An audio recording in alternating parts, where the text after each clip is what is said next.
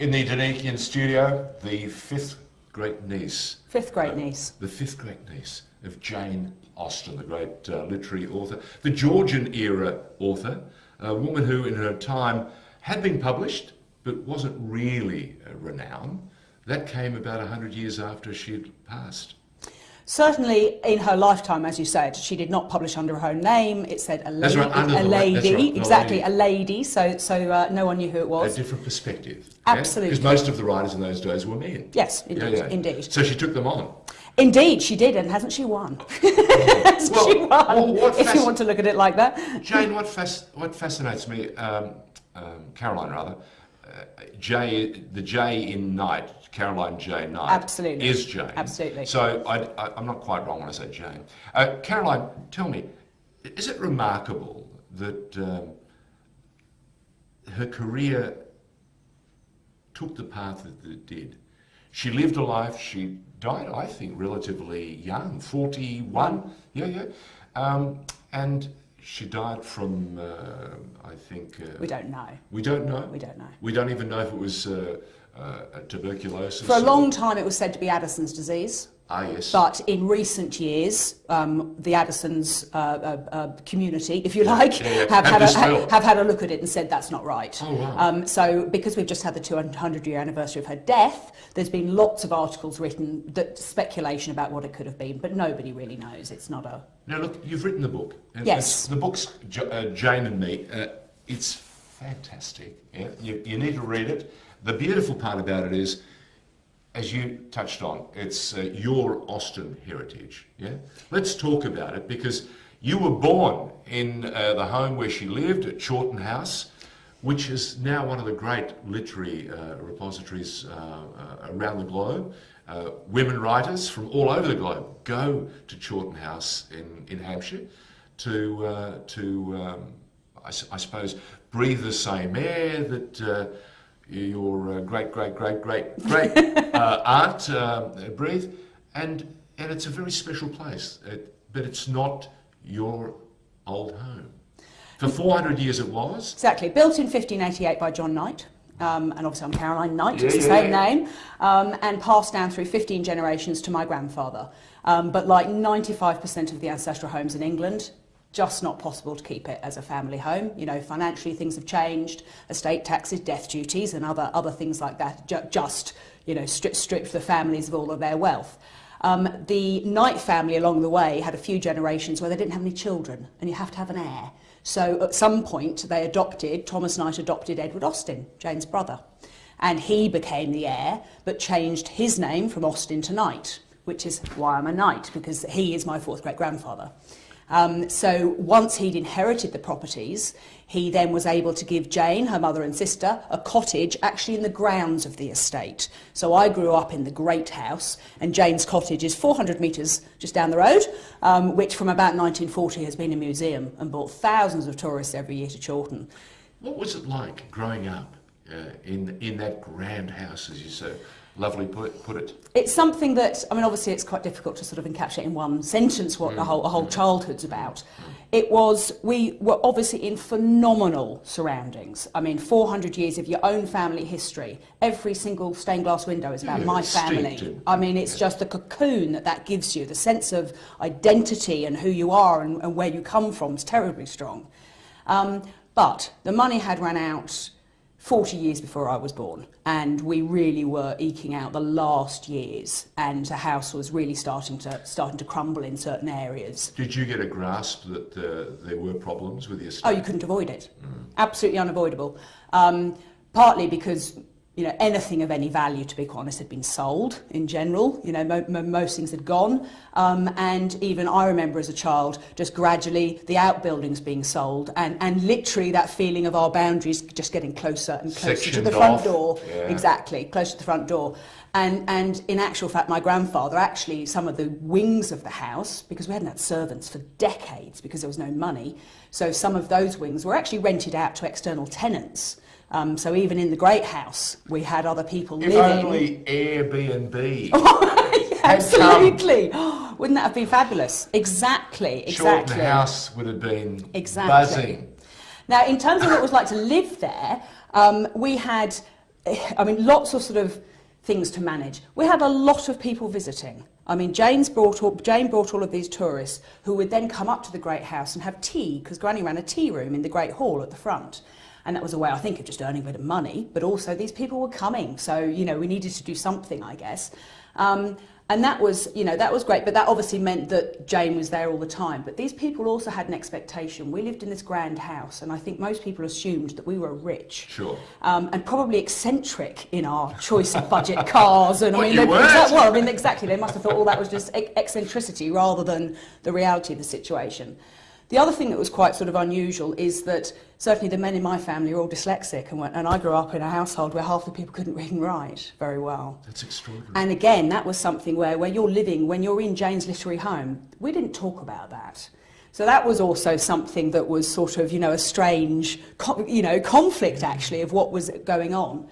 And then the other thing that's probably of interest is actually the culture of the family and how old-fashioned it was, because we'd been in the same place for so long. And my grandfather, Edward Knight III, 15th Squire, I lived with him for 17 years. He died when I was 17. And in those 17 years, he never had a conversation with me. Never? Never, in 17 years. And that's something that at the extraordinary. time, that was normal. I didn't have any concept of anything else, because he was the king to me. So he brought a new stoicism to relationships between members of the family. He just, I think it was partly it was the hierarchy. Yep. You know, the structure of the family. He was the squire, and he sat in the library and he spoke to who he wanted to, and Whenever he wanted. Whenever he wanted to, exactly. So The other thing. How did that make you feel? At the time, I didn't think anything of it. Because it's normal. Because it was normal. It was, normal for them. Yeah? Exactly, totally normal within the family. So I didn't even think anything of it. Obviously now, I think how sad, how terribly sad that I didn't have a relationship with my grandfather. Well, you could have mined that relationship and learned so much more. Absolutely. The book could have been even richer. Exactly. Where in actual fact, he's a character that I saw every day and know almost nothing about him. I was going to say the character is almost a cardboard cutout, it would be, wouldn't it? I guess in a way. But the other reason I think it was he was very reclusive.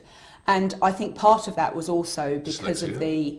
No. Okay. But I think it was the devastation of having to sell. Correct. I think that... Knowing full well really, the weight was just so grand. He knew this was a treasure, and he was going to be the one that was going to fall out of his hands. Exactly. So you can imagine the embarrassment. And when you're number 15, that's 14 that have come before you. Have managed to carry the day, but you're going to let us down. Wow. Now, in truth, the die was cast way before he came along. I accept that. But it's still on his watch, isn't it? It was still on his watch. Okay, let's go back. You were 17. Yes, yeah? 17. You would have known the power and the might of the Jane Austen novel. Oh, absolutely. And of course, like I said, because I grew up with all of these tourists, of course, I've known from before I can remember how important Jane is and how popular she is. Yeah. But this is pre-Colin Firth. Okay. Very different Jane Austen scene. And so the visitors that came were, lovers of classical literature. They were academics. They were, you didn't have this modern day fandom that we have. So what you're saying, rather stiff? Your word, not mine. But certainly, certainly we weren't having to, yes, there weren't hordes of people asking for autographs. It wasn't that sort of environment at that time. And of course, there was no selfie to worry about either. Absolutely, exactly. But I did certainly have a couple of instances as well. The Americans, love them though I do, always potentially a little bit unpredictable though, and they do like to touch and You're very tactile. Yes, exactly. Yes. Which is lovely, but when you're 7 and the you weren't 15th watching, Squire was the last thing he would ever think about would be reaching out and hugging you or holding on to you. Yes, and he wasn't interacting with anybody. He wasn't interacting with the tourists either. No. Wow. He kept himself well out of the way. That's extraordinary. And as I said, I think looking back as an adult now, I just think that he couldn't hold his head high somehow and celebrate his position. Yeah, and he'd feel failure. I think so. I think so. The book, for you, has it been cathartic? So when we left Chawton, I was 18 years old, and it was the most devastating thing for me, and I say for my family. Obviously, everybody has their own reaction, but to grow up in 400 years of history is phenomenal. But to lose 400 years of history, you know, is tough. And I went off in the opposite direction, determined to be absolutely independent. I was not going to have a rich man, and I haven't got one. You know, I've got a man I love, but, you know, I was not going to. The key was, nobody else was ever going to dictate when I had to leave where I lived ever again. That was never going to happen to me again. Yep. So I, you know, went off determined, and also determined to never have anything to do with Jane Austen or Chawton ever again. Right. And until about 4 years ago... Need I say the book that's changed. is Jane and me? So I came over to Australia in 2008 to be the CEO of a big marketing agency. I've had a corporate career. And then in 2013... Welcome to Australia. Thank you. And then 2013 was the 200-year anniversary of the publishing of Pride and Prejudice. And all of a sudden, Jane Austen was just everywhere. Yeah. I mean, that created lots of media, lots of everywhere. And I couldn't avoid her at school. So, hey lady, I know your pain. So all of a sudden she was everywhere, and I just had this huge sense of, I'm in Australia. Why am I denying myself, huh?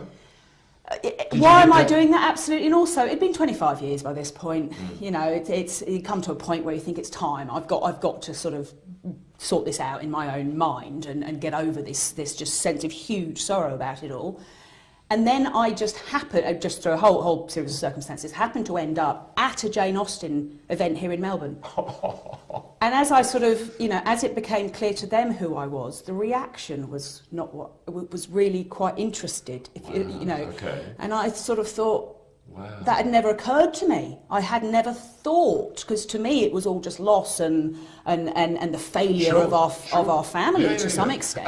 A real stain on the yes. history. Yeah? And I hadn't ever perceived it actually as something that... To celebrate. Exactly, that's actually quite amazing. And so the first thing I did was set up a charity, the Jane Austen Literacy Foundation. And then I decided I need to write this book, and it has been hugely cathartic. I mean, it has caused, writing the book has caused so many conversations as well with my family, that we've talked about things that we hadn't really talked about before.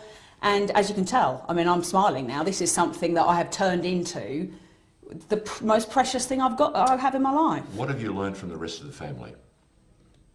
What I've learnt from the rest of the family is it wasn't devastating for everybody to leave. My father particularly, and that was a real revelation for me. I think I'd assumed, because obviously being terribly British, we didn't talk to each other very much about how we were all sort of feeling. We're not, you know, culturally we're sort of just not like that. No, I understand. I've married an Australian girl, and I'm a European man in heritage, and I can remember the early days, the early exchanges. It was all very stiff and you know, shaky. Then, of course, it was like hugs, and they warmed to me, and especially my mother-in-law. In fact, she would flirt with me, which was wonderful in a most you know, lovely way, not in a silly way. And it meant the world to me, because it was them opening up to me, and to see little shifts. So I can imagine what it would have been like for you. And I think I'd always assumed that the rest of my family felt exactly the same as me, and that's not true. And I found out that actually my father, who would have been in his mid-40s, say, when we left, he was relieved to go. Because in practice, he was the eldest son in the house. My grandparents were elderly, and he was the one trying to hold it together. And that literally meant trying to keep on top of all the grounds in the garden. Every time it rained, having to see where the roof was leaking. I mean, it was a constant maintenance with no money. So it's something that he, as I said, it was a relief for him. We touched on the damage done to the property over the years, 400 years in the same place, and the maintenance that was required. Now, the property was bought by Sandra Lerner, the American. So came in. When I say bought, leasehold. She took the leasehold. Yes. We need to explain just how that works, because it's a little convoluted. Yeah, in that the family still owns Chawton House. Correct. Yeah, But for the next, is it 90? 99 years. How many years left? 99. 99 It was years 125 to begin with, and it's now 99 years left. 99 years to Yes. go. Okay. It's actually with a charity. So Sandy Lerner herself didn't buy it personally. Okay. The charity bought the lease, and Sandy Lerner's foundation was the funding of the charity. And she's done a remarkable job in restoring great parts of Chawton House, but there has been some attrition, correct? That some of the wings of the property have gone. So the only thing that's actually gone, the whole house has been completely restored. It is that right? fantastic. Does it have Wi-Fi? Yes, it does, and fire exits, and I mean, of course, it had to be turned into a public building, Well, so it's occupational health and been safety, restored in yeah. that sort of way. The only thing that was actually taken off was there was one extension that was put on in the Victorian era. All right, so it was very late anyway, and it was an add-on. It was an add-on that was actually starting to fall down, so they just took it off. I mean, it wasn't relevant to the history of the house. Perfect. So, do you go back? Have you been back to Chawton House? I hadn't been back for years and years and years because I didn't want to, and I went back in 2014.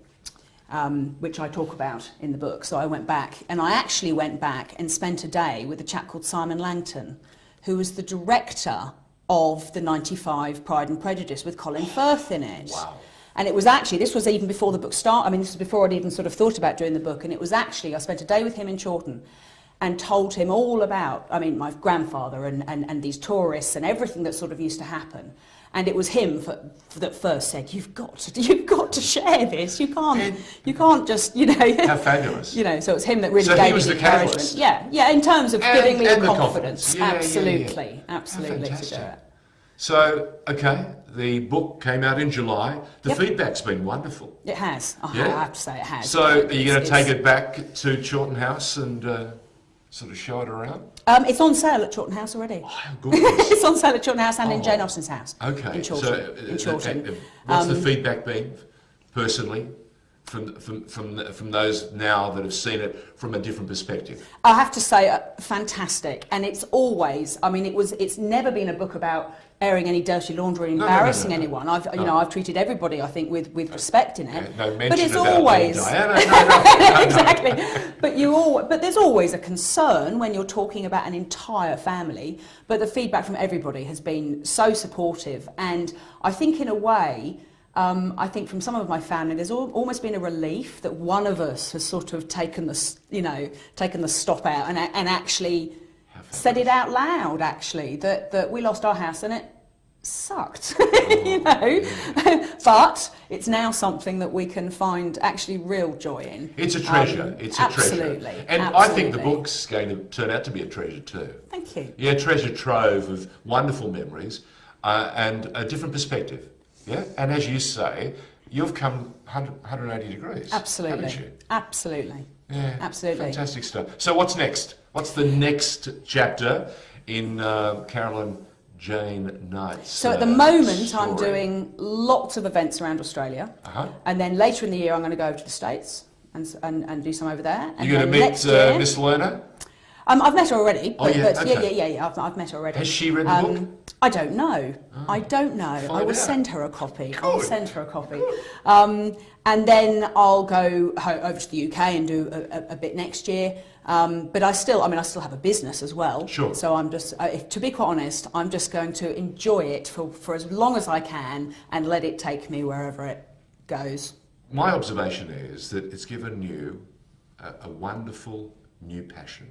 Absolutely. And as you touched on, and as we have already confirmed, a great cathartic experience. And isn't it wonderful that everyone in the family now has gone, and it must be that exhale that you've felt, eh?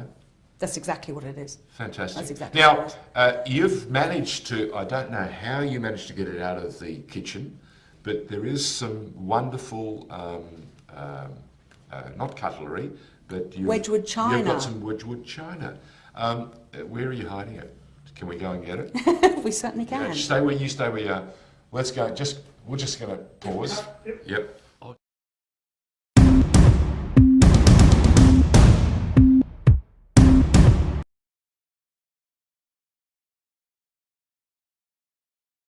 One. Just when you thought the interview with Caroline Jane Knight was over, something has just reared in my subconscious, and I've got to ask you. I noticed there are two books there. Yes. One is yours, right? It says Jane and me. But there's another book. You want to tell us about this? Yes, so this is Chawton Manor and its owners, a family history. And this was written by Montague Knight, who was the 13th Squire, and William Austen Lee, who is obviously... When was this written? So this was in 1911, and this is an original copy. You can't actually buy these anywhere in the world anymore. So this is the history of Chawton Manor. So he started... From, what, the 1300s? So the Knight family were first recorded as property owners in Chawton in 1307. Wow. So we've been there from 1307. So he literally goes back to 1307 and tells the story of every owner, every squire. Right up to 1911. Up until 1911, and then then along comes Jane and me. Absolutely. So I've sort of picked up the thread, if you like, and just finished off the story. And I think it's one of those things. And obviously, there's some beautiful photos. We need to tell you there's some not only great illustrations but some sensational photos. And Paul, me, and my mother. Who's Paul? My brother. Okay. My brother. Now, what does Paul make of this particular book? Now that it's out, now that it's been so well received, has his view changed? Yes, and like everyone else, I think it's enabled us to. And did he hug you? When last time I was there, absolutely. I haven't seen him since it's come out. I haven't seen him because they're all in England. Okay. And I have yet to visit, but when I do. I'm sure. But I've chatted with him, and he's more very importantly, happy take with plenty it. of selfies, Yes. photos, Yes. and send them through. Listen, Very good. Caroline, it's been an absolute joy. Thank you. We had no idea that we had so much history in Melbourne at the moment, and it's now is home for you Australia now that you're here, or is it just a fabulous adventure in one of the colonies and you're going back? I've been here 9 years. I'm certainly Australian. not ready to go home, but I think I'll grow old in England. Okay. I do. No, there's nothing I wrong think with I it. will eventually. Look, we have Italians, we have Greeks, we have Turks, we have Bulgarians, Hungarians who will say to you, I'm going to go back and spend 10 years or my last years of my life. So there's nothing wrong, my girl. I think it's just fantastic. What a marvellous story and what a superb treasure. And we thank you for giving us not only an insight, but a chance to touch and feel some real history and some real Wedgwood. Thank you. It's a pleasure. Caroline. Thank you. The joys of working with creative new media technology is you can stop a recording and then start it again. And while we stopped, I managed to get you to find some beautiful Wedgwood for us. Now, tell us, what do we have here? So what we have here is in September 1813, Jane Austen, her brother Edward, who's my fourth great-grandfather, and some other members of the family, went to the Wedgwood factory in London, the showroom, and they went to Wedgwood and they ordered a unique set of china, dinner service, very grand dinner service to be made for the family. Wedgwood designed a unique design, which is actually the family coat of arms deconstructed, and that's the family crest, the Grey Friar. So it was ordered on that day. I love it. It then would have been, obviously, the posh set. I don't think it was breakfast, but it was the posh set. So we also know, and Jane actually writes about that visit to Wedgwood. There's actually a letter of her talking about going to Wedgwood. She describes this pattern in her own hand, which is fantastic. And there's no doubt she would have eaten from it at all. Now, 135 pieces survive, which is amazing. I mean, we're so lucky it survived, and it's now my father's. So Dad's got it, huh? Most of it's in a museum. I mean, it's obviously very, very precious now. And I have only a couple of pieces on loan. They'll go back one day. But yes, it's incredible that his survived so well. Okay, so I'm just sitting here thinking, and being a European heritage boy, I'm thinking you've managed to get this on loan, right? Well, Is there a possibility, with your assistance, we could get the magic Parthenon marbles out of the and just loan them back to the Acropolis Museum in Greece? Is there anything we can do? Only if your dad owns them and he pops them in his hand luggage next time he's coming, you see, and doesn't tell anyone. It's not going to happen.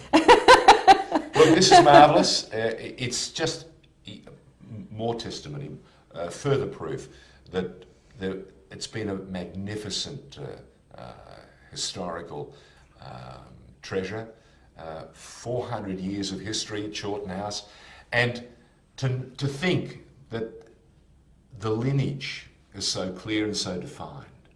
And you've brought the book, and it's given people who, and yourself included in the family, a chance to revisit Jane Austen in a new light. Yes, exactly. Through her living family's eyes. Yeah. Absolutely. And I think that's a coup. So, Caroline, Jane, many congratulations. Thank you. I think it's bloody good. Thank you. Thank you.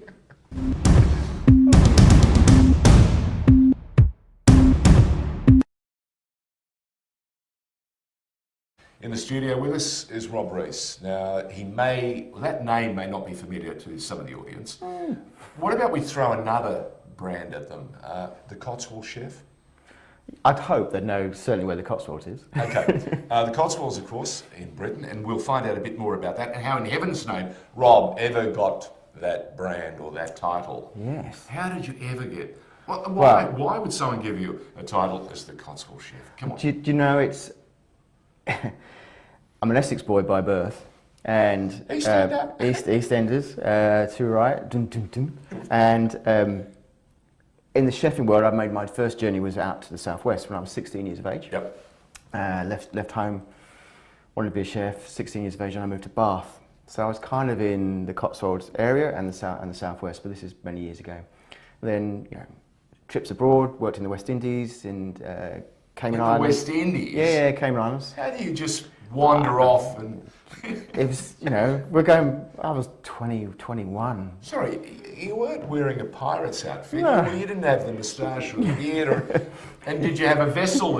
How did you get to the West Indies? Do you know, You just can't throw that out there. As a chef, when you decide that, and that's my passion actually, my original passion is I'm a bloke that loves to cook and was always going to be a chef. And if you want to be a great chef, you tend to end up working with the best ingredients, which means working in the best places. So I was always going to be Michelin end of the market. I wanted to go home. If I was going to wake up in the morning smelling of food, I wanted to smell of lobsters and steaks and things, and not necessarily greasy burgers and chips. Although you can get good burgers and chips, just Correct. to clarify that. And they cost more and more every day. Yeah. In some of the better establishments. Yeah. So you're always going to smell as a chef, but it's what you smell of is the difference. We're not speaking Shake Shack. No. So I, at the time, I'd done my time in Bath, and then, we get leading hotels of the world guide, and you basically write to all these places and say, "Gives a job." Okay. And what did your family make of you? He's going off to the West Indies. Love it. That's always been in our family. Okay. I was saying off camera, actually, we was talking about my father. My father was a money broker in the city, going back 45 odd years ago. We were very lucky to travel by plane then to New York, Bermuda. So other countries and other venues didn't daunt you in any way, shape or form? No. To be fair, we never roughed it. And I loved the grandeur of the hotels, and chefs wore the tallest hats you could imagine possible, and classic silver urns and all kinds of stuff when you go back in that time. But flying was, it wasn't the cheap seats that you had now. No, it was for those that could afford it. Yeah, and so we got. So would the hotel have paid for you to go to the West Indies? Yeah, I got my flight paid. Ah, fantastic. Yeah. And what was the food was crap. I was going to say the language would have been good value, wouldn't it? Because it wouldn't have taken too long for your ear to tune in. But I dare say there would have been moments where you were lost in translation. Do you know, I've never really spoken much about my time in the kitchens in the Cayman Islands. Yeah, absolutely lost in translation. And I was 21. I was quite a good-looking lad. Okay. And you had chefs from all over the world, but I'm thinking to myself at the moment as you say that, Renata is watching. Yeah, you did have also, as much as chefs from all over the world, some kitchen hands female mostly, Okay. from the island, Okay, all right. because it was policy to Yes, employ. yes, to And- give them an opportunity to learn the skills. And I did struggle to come got home homesick? without bruises on my bottom from pinches, Uh, and you couldn't do anything about it. wow. So I got my bum pinched a lot. So if that's Right. lost in translation, so maybe. sexist tendencies. No, not sex. Was- You would have got mauled and manhandled. No. Yeah, there was a lot of that, and there was a lot of See how the world manana changes? and See how the sinkam world and all this changes? kind of stuff, and everything was, and you had to try and tune into what was going on. It was an interesting experience. It was tax free. But it also being away from home. You were about to say tax free, Yeah. but you would have immersed yourself. In Yeah, everything, absolutely. In the craft, Yeah. in the In the produce, people, understanding how the flavours come together. Yeah, the produce was one disappointing thing. So I'd come from, at the time, Eagle Stars, Michelin Bib Gourmand at the Royal Crescent Hotel in Bath. Super green. Yeah, and everyone's and my first real insight into local produce, beautiful cheeses and everything else that goes with it as a young chef. You think you're going to the West Indies, you think the fish is going to be amazing, the spices, the herbs, the Hang fruits on, and what do everything. you mean? It's not. And no, it all came in on a container frozen from Miami. I'm not saying it does that now, but it did then. So once a week, this container would come in from Miami. You'd put on huge winter coats, Yeah. and you go into these containers and you transport everything off into your freezers. So it was a bit disappointing, and it was my first insight into the way in which those poolside cabanas and Yes, bistros and Yep. places work. It was my first insight in how they cope in a large hotel. So you'd get beef tomatoes and onions, and you put them through one of these big giant slicers, and you have a huge tray, and you have a lettuce leaf, tomato leaf, and slice of onion, and you do hundreds of these, literally all day. And my biggest function I ever did from the Cayman Islands as a young chef was 10,500 people. 10,500. Yeah, for one catering event. So what does that teach you? Does it teach you focus? Does it teach you patience? Does it teach you technique? Yeah, that's a really good question. And at the time, I don't think I would have had the knowledge or time to reflect on what it was teaching me. Now I do. It taught me a lot about Applying yourself? the way in which everyone talks here about resilience. So how do you bounce back from actually that was a really bad shift? Why was it a bad shift? Because actually the product was pretty poor. Or your preparation and wasn't quite as it should there. be. I wasn't engaging and communicating properly with the team and all this kind of. So it kind of makes you think. It gives you that real strength of your own emotional intelligence. Well, what am I being like? What is the atmosphere that I'm portraying? And you can either sink or swim in those kind of situations. So I quickly actually took the decision to do a year, and instead of then go on travelling, to go back to the UK. With what in mind? With what view in mind? Well, there was a recession just taking hold in the UK at the time, and my conversations that I was having with some people back at home, chefs that I'd left, was the fact that if you don't come back now, You miss a window. you're going to be away for 5-6 years, and then you're going to go in a completely different direction. So I came back. Was that a good decision? Yes. Strategically? Oh yeah, absolutely. Okay. I went back to the Royal Crescent Hotel in Bath actually. So I went back to where The I comfort zone, was. so to speak. But you've also But now, a higher position. but also now you've had that beauty, that opportunity of perspective. Yeah, different. So you now different come experience. back armed with different set of tools. Yeah, absolutely. Is that fair? Absolutely. Okay. A completely different set of experiences. Was then in the kitchen system, you have a chef de partie system. So I was in charge of a section, I had people that you can manage. I'd learnt by that immersive experience, which is, we'll get to, is what I do now. Yeah. And, I fell in love even more with the Southwest. So eventually we ended up with our own place. I say we, that was my brother and I invested in a property, a place called the Country Elephant. Yeah. Doesn't exist now. Wow. And we opened the Country Elephant, which was in Painswick. Yeah. So if you know Cheltenham, so it's around about 10 minutes drive from Cheltenham. Cheltenham, Stroud, Cirencester, a beautiful part of the Cotswolds, 99 yew trees in this church, 35 cover restaurant, and I set about that whole thing that most chefs, I don't think all chefs, but most chefs aspire to, is to have your own place. And so I was a restaurateur chef. really rubbish businessman. Really rubbish businessman. Hey, to be a businessman successful requires a lot of skills and a lot of luck. And I'll tell you what, I haven't learned anything about that bit. Yeah, okay, all right. So, really rubbish businessman, but the food was fantastic, and I wanted everyone to come and experience these wonderful ingredients at a real value for money price, and I wasn't driven by accolades and chef accolades, but they came.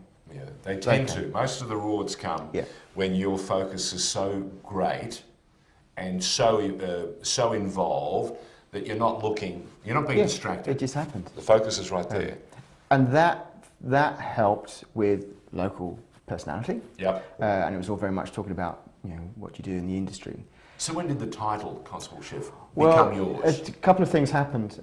We had farmers market started in the Stroud area, and I gave up my time to go and do demonstrations at farmers markets, and was one of the very first chefs to go that extra mile. And then we had a number of trade visits. International visitors would come from various countries. They'd come to my restaurant. Again, I'd go the extra mile. We'd open on days when we'd normally be shut, spend time with them, celebrate the food. And it turns out that virtually none of the other chefs in the locality at the time were bothering. So the media would only come to me. Fundraising, charities, they'd only come for me because they'd only ever get a response from me. So we got to a stage. Isn't it amazing how a focus can help you in so many ways? Absolutely. Yeah. And none of the other chefs were using the local produce. And they are now. We've got a lot of water under We the had bridge Shane since. Delia here recently, and Shane absolutely demands to know where the produce is. It's essential. And he used to go to his fishmonger, and they had a special relationship. And he'd say to him, "That is great. This is terrific. This is ideal. No, stay away from that." Now, he knows that now. He's travelled the world. And you're telling us, in a roundabout way, it was the same sort of journey for you. It was the same. I mean, you've got to go back. So this is... There are no shortcuts, are there? No, this is 20... Yeah, it's about 20 years ago, Stroud Farmers Market. It might be 21, 22. Yep.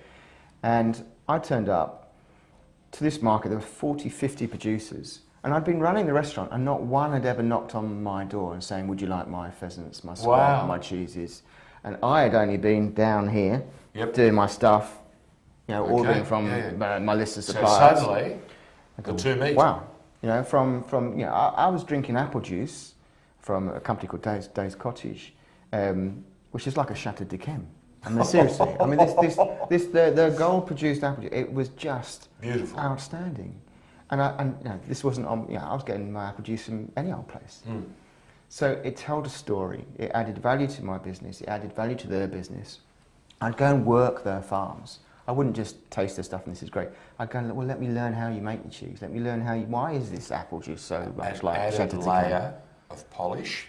And an added layer of insight, which you could then impart not only in your storytelling, but in you're putting your food together. Absolutely. Wow. And so that presence grew, and of course, as you'll understand, when you get that status, if you like, or that other people put on you, you don't do it yourself. It's other people's perception of who you are.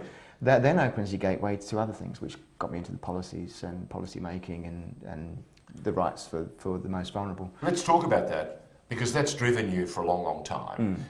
You've wanted to put back into the community. You've always played a hand helping young children at schools, and in Britain, of course, educating parents, educating schools about how to feed their children.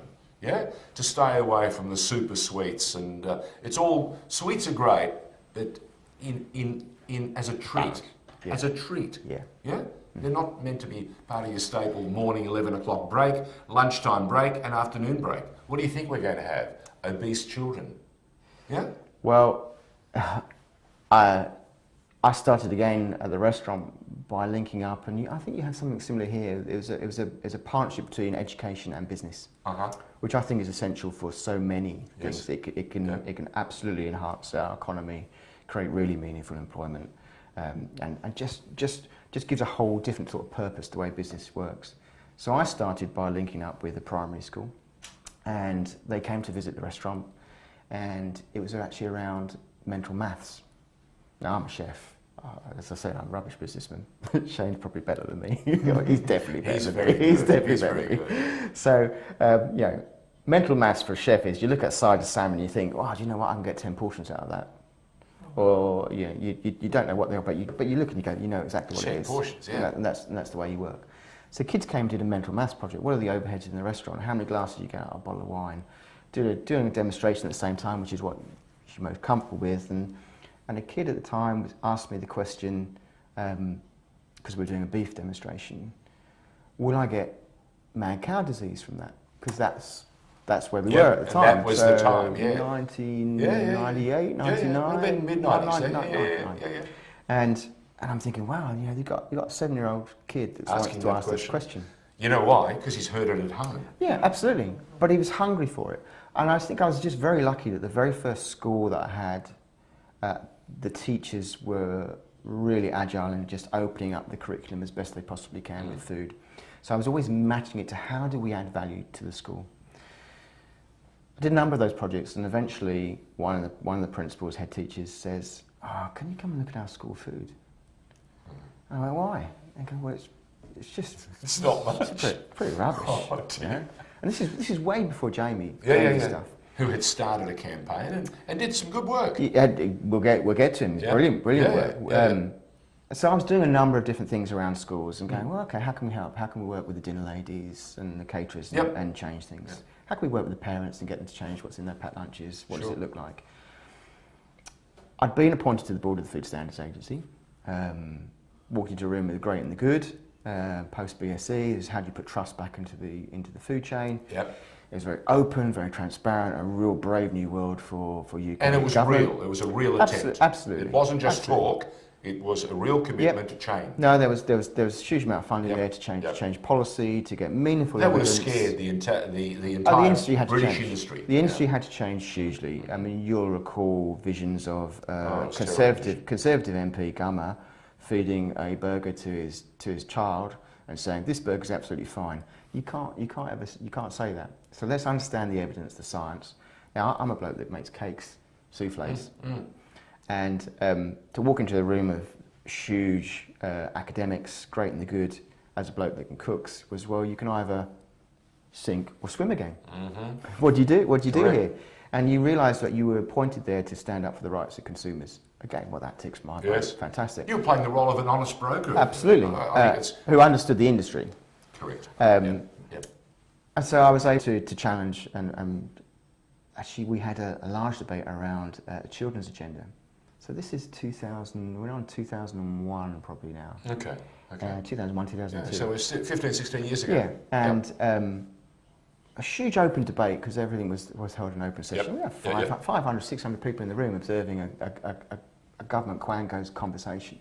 That's how strong it was. Imagine that here. Imagine that. It'd be called something, another summit. Yeah. We'd call it the Food Summit. Yeah, but this actually, policies changed. Things happened. You made real things happen. Yeah. But I, at one stage, put the hand up, asked the civil servant, said, can we have a children's food strategy, a children's policy? And the civil servant at the time went, David said, bloody daft. If we have a children's one, we've got to have an old people's one.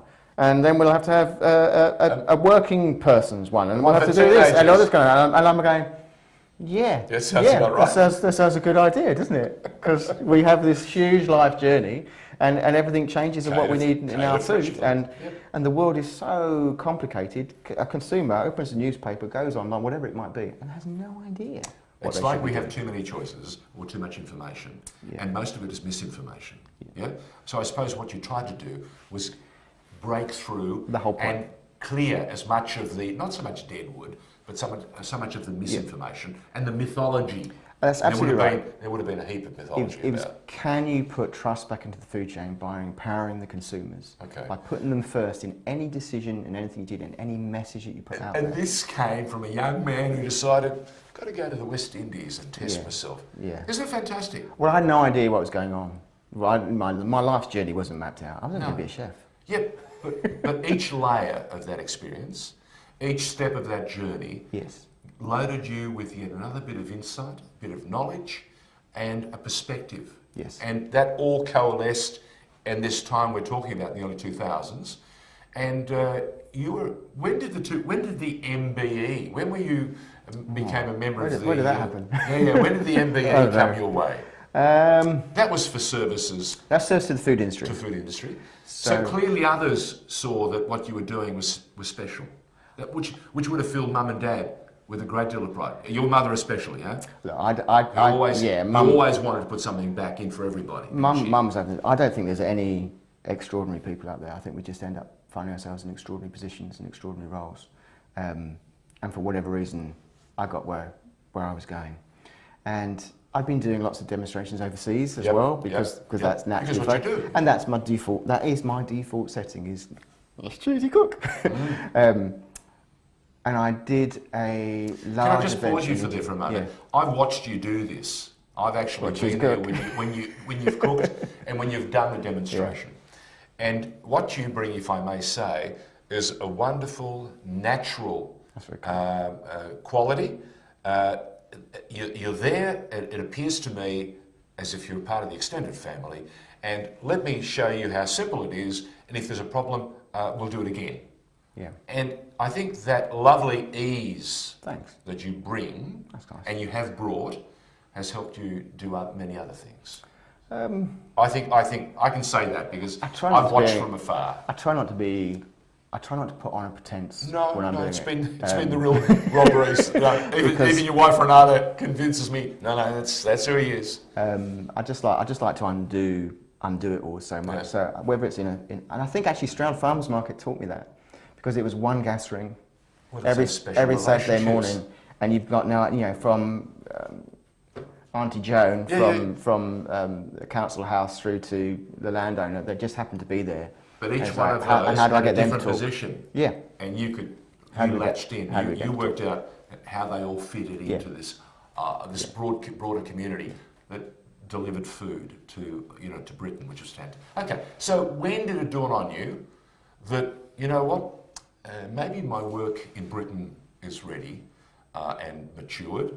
I'm going to go and travel the world again. And you know what? This time I won't go by myself. I've got a family. Yeah.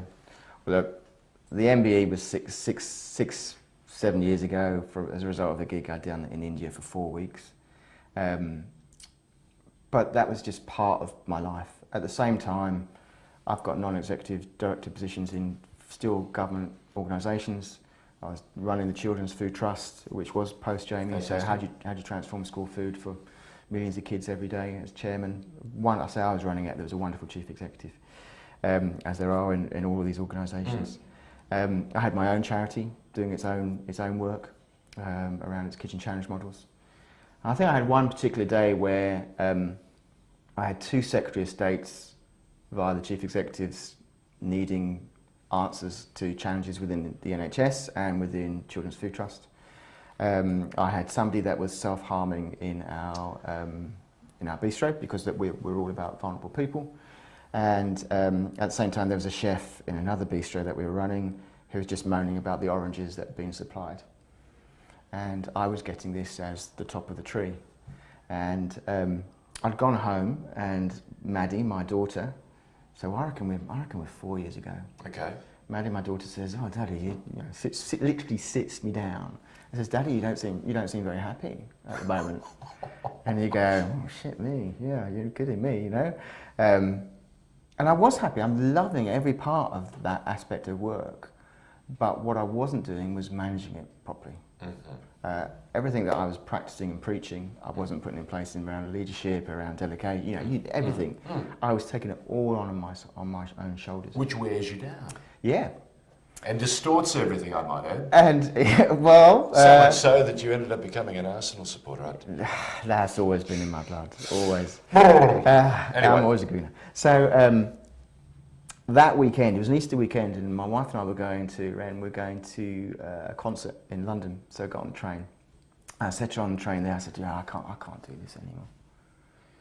And she looks at me and goes, where did this come from? Is there any bloody reason I married you? Is because I've sacrificed no income, not seeing you for days on end. We should explain that Renata, your wife, was a professional in her own right. Yeah. And very capable. Yeah, very capable. Very beautiful, very capable. Yeah, okay. Thanks a lot for reminding me about that. And sacrificed a huge amount, Yep. without a shadow of a doubt. And you're telling her, I want out.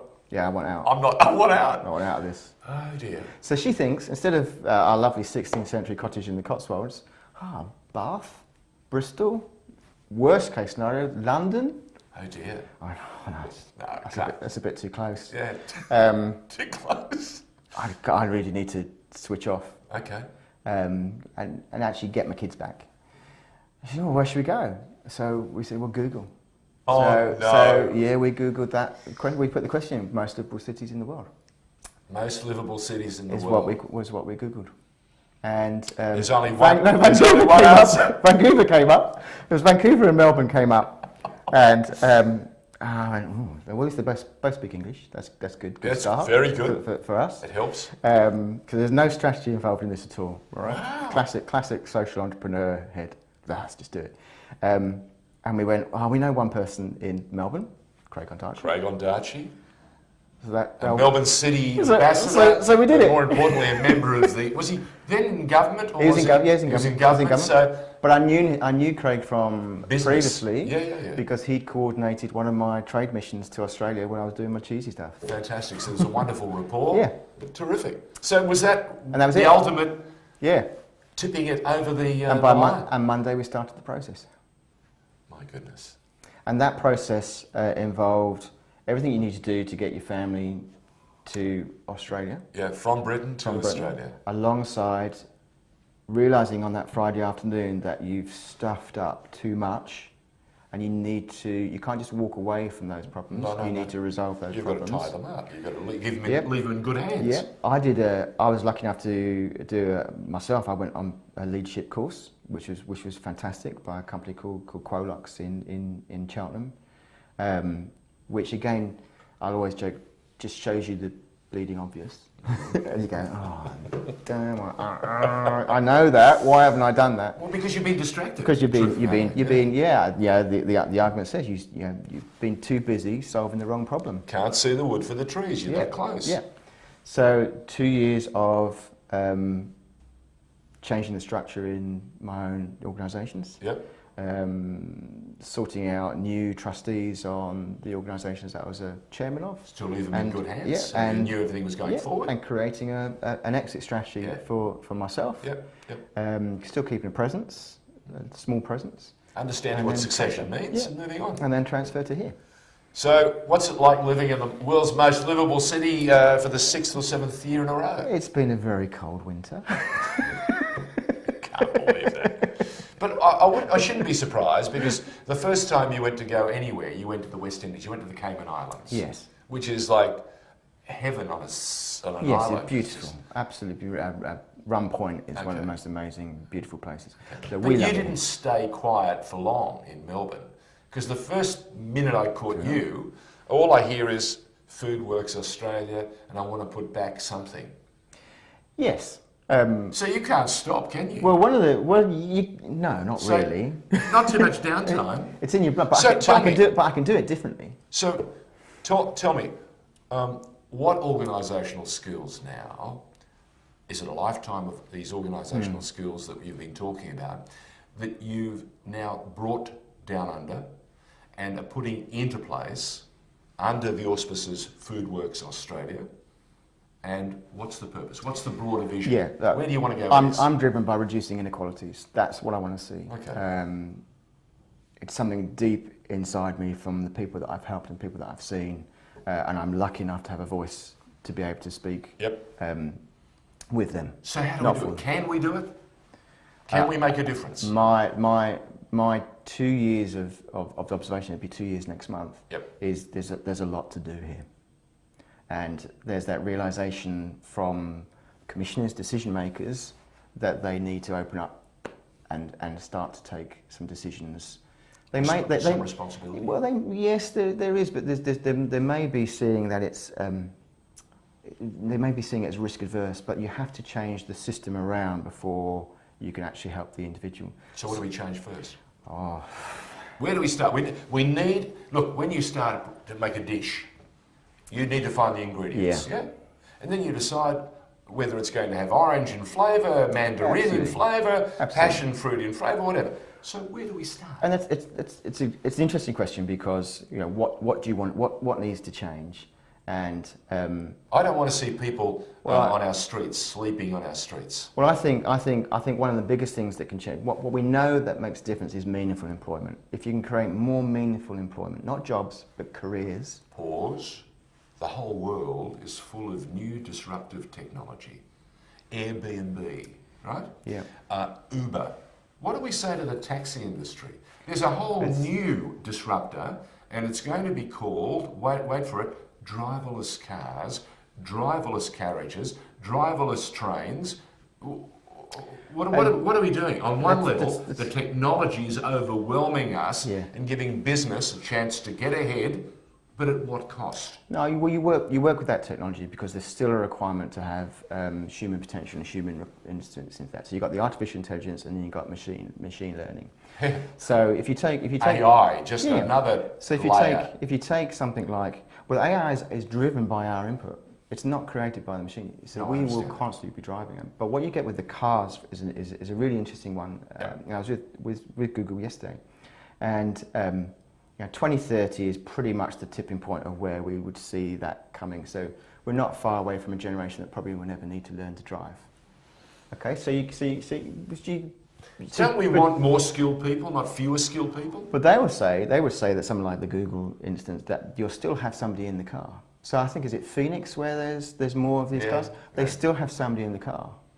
They're just not driving. So they might be a captain, or they might be a security guard, but the point that's required is you can create meaningful employment. You can create purpose-driven organisations that can understand how they can make much better reasonable adjustments to the way in which they employ people. And Stop again. More technology. Thermomix. Yes. They're appearing in restaurants now. So what does that say? I had Shane Delia here, and he was saying to get young talent, there is plenty of talent, but commitment, focus, and real drive, very hard to find. Yeah. So what are we doing? On one level, we're bringing technology in, and we're asking even more of the next generation of young workers, young talent, to be even tougher. Am I reading it the wrong way? I don't want to be negative, but I just want us to understand. I don't think it's we've about got being, a lot of questions to answer. I don't think it's about being tougher. Yep. And maybe this is the wrong. I think it's about being fairer. Okay. And this is not to sound socialist in any way. I think there's a way in which we can have a much better distribution of wealth, of experience, of support, of mechanisms. I think there's too much. If you take, I'm a big fan of something called social prescribing. So you'll have a number of people out there. Some of them will be working professionals. They're not necessarily the homeless people. 1 in 4 people suffering with mental health issues. They will be going through the GP services on a regular basis. Sadly, in the UK, they used to call them frequent flyers. I mean, what a horrible phrase to be used. Now, you have to find a way to break that model. The cycle. Currently, the default setting of the GP is to go, here's the prescription of the drugs, take more of these drugs, take more of these drugs. In other words, go and hide. Go and hide. Well, they will say, we know this prescription, it has side effects, and we understand those side effects, but here is a benefit from it as well. But all you're doing really is sedating them. Yeah, and you're also costing your economy a huge amount of money. Wow. And poisoning people. In another way. Who knows? Social prescribing is a way of. There's softer versions of it. So it could be George loses his wife. George used to go every Saturday with his wife to an AFL game. Yes. Since wife died, he will never go. He doesn't go because it's just too hard. So what does he do? He goes into depression, goes to the doctors. Well, yeah. Actually, if the doctor said, here's 2 tickets to the AFL game on Saturday, you will go to the AFL game and you'll talk to the person in front of you, behind you, to the left of you, the right of you. That will be tough. It takes you out of your comfort zone. So a different compensation. But it will be a way in which, gesture. And you get to play to your strengths, your knowledge, your community. People use the word tribe, whatever it might be. Okay. And that will start to break. That's a tiny, tiny example of social prescribing. Okay. So it could be, we're running a project at the moment, for instance, which is, so I've got a corporate organisation who is saying to me, we need to be better with the way in which we engage our staff.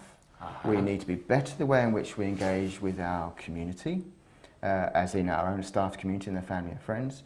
We're putting our hands up and saying we probably don't have the best skills in understanding what emotional intelligence is going on in the organisation. So we're delivering our kitchen challenge model, and they're doing it, so it's 5 of their senior leaders doing it, 5 carers from Sunshine and Brimbank. So these 5 carers, again, you think of the word carer and you think, well, that means they're probably not in any jobs. Well, they're in full-time jobs caring, the majority of them. They're saving the economy billions of dollars a year. Yep. Some of them are very It's like the great many volunteers we have. They're doing a fabulous job on many levels, and we don't all appreciate it. And very professional people as well. Yep. So you put them together on a leadership program that's using food as the vehicle. It's immersive for 1 day a week for 8 weeks. It's in a very safe space. They have absolute opportunity to share values and share opportunities with each other, and the experiences together. The safe space is very important. What we're seeing from that, so we do a mental health and wellbeing scale. Originally, the carers scale is very low, and the corporate company is very high. Yep. As they get to halfway through, they cross over. So what we're measuring there is the corporate members' positions. They're realigning their sense of purpose. So greater empathy suddenly being discovered. Absolutely. And for the carers who've been down in the well over here, they're getting an aspirational moment. Absolutely. They're really feeling buoyant and appreciated. Yeah. Wow. And you get to it. So the corporates come down. So is this what Foodworks Australia wants to do more of? Well, give more people, businesses, an opportunity to connect. Yeah, I have to prove here that the models work. Well, they work in Britain. In order to change that ecosystem Can't around. You just show them what you've done in Britain? No, you've got to have you have to have the Aussie evidence. The empirical evidence has got to be in Australia. And it's coming. It's coming. That we've seen it straight away. We're starting to see these changes. The empathy is there. They finish on this huge high. The corporates are taking it back. It's changing the way in which they're still making money. Yep. Absolutely, that's fine. But you're getting corporates wanting to do corporate social responsibility with a complete difference. It's no longer the best thing to go, here's your money, this is great, aren't we? We're lovely, we're ticking a box. They want to have much more blended, much more immersive, and much more purposeful. You touched on something. We had a lawyer here yesterday talking about his business and how it's benefited and how staff are now more excited about being part of the organisation. Why? They've acted as a sponsor for one of the NPL clubs that's done a fantastic job over the last couple of years of being combative, being competitive, and the sponsors have benefited with greater publicity and so on, but the staff have benefited by being immersed in the experience. That's the thing that works. And it's like hand in hand we can do anything. Yeah, I'm doing a project at the moment in Sydney, again with some corporate clients linked to an organisation, a leadership organisation, and we showed that within literally 1 day you can generate the trust between people that would just never normally acknowledge each other. Wouldn't look past their phone. Just wouldn't, and you know, and you're seeing this, and that can only make a difference. Now, Google would say yes. Google knows everything. Google would say if you get those 3 things right for your team that we were talking about earlier, those shared values and shared decisions, the psychological safe spaces and things, you've got an increase of 30% of the market like that. So it can only be good for business. Now, my belief is if we can do this, we can create more opportunities, you can change the ecosystem. GPs will refer into a different kind of way, your public health networks would change. We could do this with a group of mums, for instance, in somewhere like Broadmeadows. I'd love to do it with, we've been trying to get funding for it, where these mums are saying, bring you back to the dinners type of thing, actually the canteen food that we're getting up here is absolutely rubbish. Now, I've only been here, just under 2 years. Broadmeadows seems to get a really bum deal in terms of communications and messages and perceptions about it. Now, I don't know whether or not that's true or not. all I've seen is the asset-based approach, the strength of the organisation, the strength of the mums that go, we've got a problem here, we'd really like to solve it. We have no idea, none of us can cook. None of us can cook, Wow. but actually what we can do for a kitchen challenge model, it's not about teaching them how to cook, it's about how do we give them the skills to unlock their own potential. Okay. How do they learn where I was failing on that Friday night for my daughter, but by the Monday I went, right, I've got to turn this around. I was lucky enough to have life's experiences and moments to go, right, how do I do it? Okay. But for Kitchen Challenge, you want that globe to light and work for others. And they absolutely, everybody has full opportunity and potential, and I don't think we allow people to have that opportunity enough.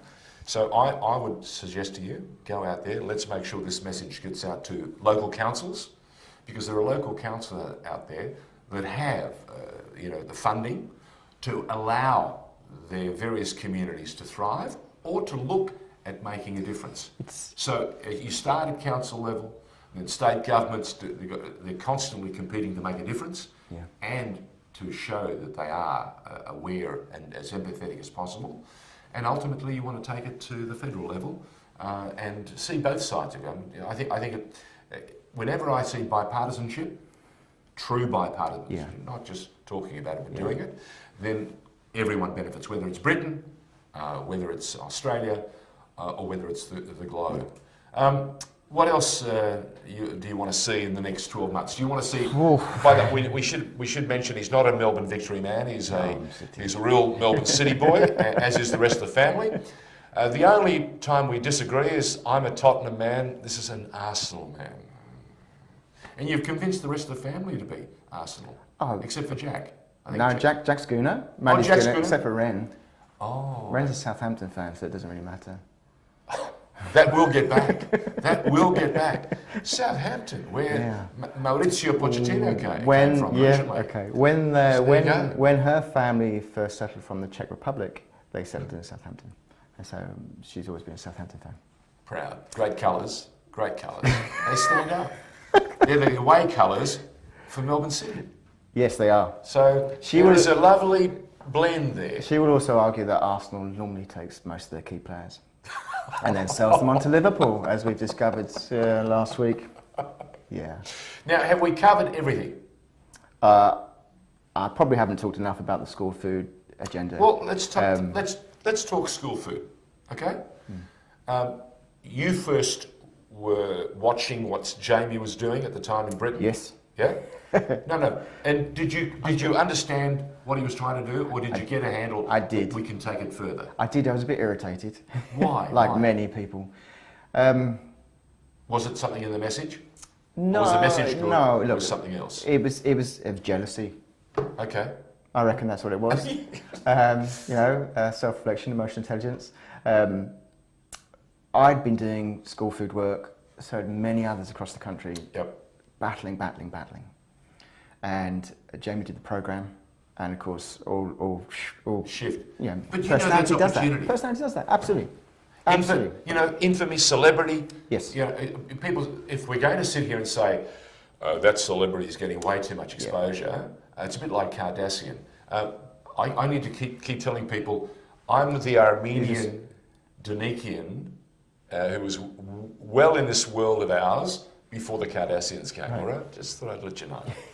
Not nearly as handsome or as exciting as the Kardashian family, but we were here first. We'll let viewers decide whether I'm more handsome than Jamie. But the guy, he put school food 12 years ago now, centre stage. Mums and dads carers have been sending kids to school with the £2, $4, without caring the world about what they were being fed. Hang on. My cameraman and the man who runs this business used to go to school, and his mum would put some of the best food you're ever likely to see in his school bag. Nice, mate. And he'd open the school bag up for morning tea or for lunch, and all the Australian kids would go, "Oh, what's that?" And he, of course, would sit down and eat it. It was probably moussaka or it was something more exotic. And he would have to, offer some of the food to the others to break down their perception.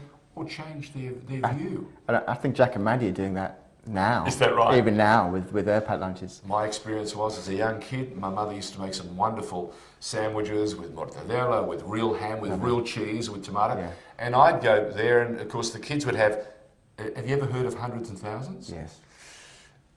Buttered sandwich. The fairy bread stuff, is that? Yeah, with Hundreds and Thousands. I had never seen it before in my life. Well, Vegemite was another thing. Mum was aware of Vegemite, but had no idea what Hundreds of Thousands was, and said to my father one day, because we had to swap lunches, so I never ate it, I took it home, and my mother said, "What the hell is this?" And she said to Dad that night, "Andrew, come and have a look at what they're feeding the children. It's coloured sand." So I love that. So it was happening 50 years ago, and we still haven't learned. Still haven't learned. Wow. And Come on. I first came here 10 years ago. Yep. 12 years ago now, and said, look, you have one of the fastest growing obesity crises anywhere in the world is here in Australia. And I got looked at like a complete zombie. Wow. They didn't like to hear it. And I've seen some amazing stuff going on here. Brilliant community work by likes of Nutrition Australia. You have. I'm afraid it's a prime example where federal and state don't see eye to eye. State to state don't see eye to eye. All that can lead to is confusion. Confusion for a mum, a dad, a carer. Confusion for a child. Confusion for a teacher. So there's no real leadership saying this is where we need to go, and that allows so many other people to commentate. Jamie put it centre stage in the UK. Fantastic, and we are forever grateful that he did that. But what he showed in those episodes was that at the time we have a very different school meal system, a hot school meal system. It had to change. I mean, sausages with less than 20% meat, a fruit pie with less than 30% fruit. I mean, it's just awful. So, And preservatives galore. Yeah. So I took a phone call from the Blair government at the time. Ruth Kelly was Secretary of State, and Dame Susie Leather, who I'd met at the Food Standards Agency, was appointed to run a school meals review panel, and at the same time set up the School Food Trust. So she was heading up the panel to do with the nutrition and what should we be serving to our kids, whilst I was busy trying to set up an organisation that Blair said we were going to do, that nobody wanted. Wow. So, because all the stakeholders were going, of which I had been one, but you said you're involved into the fold because you know how to work the system. None of the caterers wanted it. Organisations that were really great organisations, actively involved in improving lives of kids, didn't want it. Why? Because there was a huge amount of work going on. And they were saying, well, just give the money to us, give the money to us. Why set up another organisation? And ultimately... Which is going to take even more money away. In theory, yes. In theory, yes. Job. And we were given a lot of money. Wow. So Dame Susie Leather and myself and civil servants in the Department So clearly the governments of the time accepted the argument and what you were putting to them. You don't forget we are talking about Tony Blair, and he did like celebrities. Yeah. Okay. But also, to be fair, that Labour government absolutely got social justice. Many of us, in the issues that I've just talked about, you would have been seen as the crazy guy on the outside. He did invite people in and make them part of solutions, not problems. He really did, to be fair. Look, I've been a great believer that whether it's broadcasting, whether it's the kitchen, whether it's football, the more people you bring together, the greater the opportunities to achieve success. And challenging though it may be. As challenging as it may be. But he did. Great. So we ended up setting up the trust. Yep. There was a magic moment, this will make you laugh, there was a magic moment where we were working on the Constitution, and somebody said, this is the draft that we got for civil servant. And I go, it's got Wales here. I thought we were just England. Oh, no, you're Wales. I go, well, does Wales know? Yeah. And they go, no, they don't know. Oh, so dear. I put my hand, I'll go to Wales. Let me go to Wembley, the Welsh Assembly, and speak to some officials and see what they think. So I go and have this meeting in Wales. I've got hundreds of these stories for another time, but I went to this meeting in Wales, and And they very politely went, no, this is your problem. We're all right, thanks. We're doing our own thing. So I had to go back, and we had a meeting in London the next day, and they literally, they don't suppose to have it anymore. They Tipex Wales out of the Constitution, discussing Tipex. Yeah, the white, do they have Tipex? That's why we have Tipex. Wales. It's called correct type. Correct, that's what it's called. Yeah. Isn't it? Or whiteout. Whiteout. They just went over Wales. Whiteout. Wales is gone. There you go. So that was a. If only life was that simple. Well, Little whiteout. There's a bit of me that thinks, because this was relatively newish to me. Yeah, I'd done the yeah, FSA, Food Standards Agency, and I was thinking, wow, if it's that easy to change that, I wonder what happens in other policies. Yeah. So just imagine. Yeah. So the Balkan question. A little bit of whiteout. Yeah. So we got the trust. We set about our work. A huge amount of having to engage to bring hearts and minds, because nobody was focusing on the meal on the plate. A lot of activity around it. Yep. We won lottery funding for Let's Get Cooking clubs. Yep. Which was 5,500 clubs, 2 million participants in cooking clubs That's across a lot of the people. community. That's an awful lot of people. So involved strategically in that, the key messages in that, how do you engage with all those different communities in that, and we set about transforming school food. Fantastic. Well, I wish Foodworks Australia can do a similar thing down under. We will do our best. And I know we're in good hands, and I also know that you're a passionate guy, and the only blemish on his record is that he's a gunner. I'm going to get out of here right now. Yeah. We have a new A-League season only weeks away. Thank God we'll be able to compete and support the right club when the time comes. Go City. Rob Rees, thank you very, very much. Cheers, John. Thanks, mate. Thanks, mate. Good.